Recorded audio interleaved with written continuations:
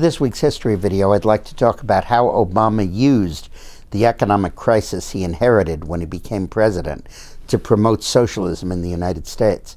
Rahm Emanuel, now the mayor of Chicago and at that time Obama's first chief of staff, said it best. He said, "Never let a good crisis go to waste."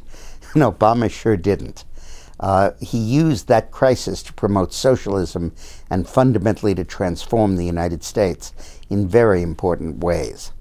The first was that when he took office, he demanded the passage of a gigantic stimulus package of economic spending in the United States, over almost $1 trillion of federal spending. And he said, "I want that on my desk when I take office." Congress had been sworn in 2 weeks earlier, so I can sign it when I take office. And he used his top-heavy majorities in the House and the Senate, including a 60-vote filibuster-proof majority in the Senate, to make sure that the bill passed. In fact, the Congress didn't even read the bill before they passed it.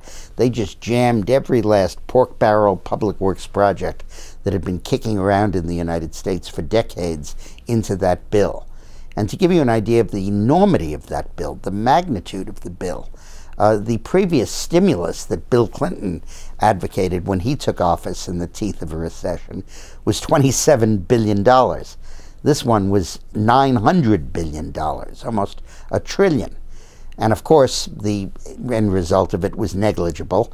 Most of the projects weren't shovel-ready. The stuff that went through and happened were the cash transfer payments, the increase in food stamps and such, which had very little impact on the economy.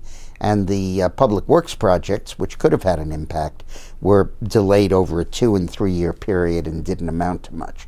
One of the most interesting provisions of the bill was the Cash for Clunkers program, where you could cash your old cars in and get a refund and help you buy a new car. And unfortunately, most of the new cars people chose to buy were Japanese, so it had very little, or German, so it had very little impact on the American economy. Then early in his tenure, General Motors fell apart and looked like it was going to go into bankruptcy. And Obama orchestrated a government takeover of General Motors, in which they completely swept aside the rights of the stockholders and the bondholders.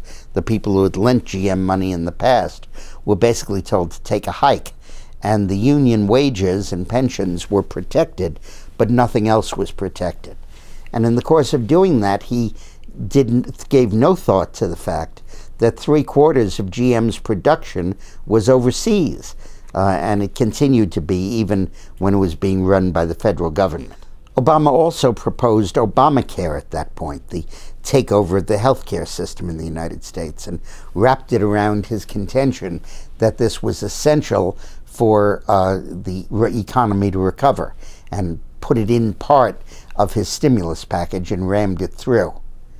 But the big effect of the stimulus package and of this deficit spending is that we could no longer use deficit spending to get our way out of this recession. It would no longer be possible to run a deficit when you needed to, for legitimate purposes, to try to stimulate the economy, because he'd given the whole thing away in the deficit spending. And the United States deficit in the past was about $500 billion, soared to $1.4 trillion, and it's remained very, very high to this day. And it created a tremendous instability in the United States, a lack of confidence in the dollar, and it created a situation where the administration couldn't do anything in the face of the recession. They'd already cut interest rates to zero. They couldn't go any lower. They'd already run a $1.4 trillion deficit. That couldn't go any higher. So we were reduced to impotence as we confronted the recession as it began to grip America. Thanks for watching.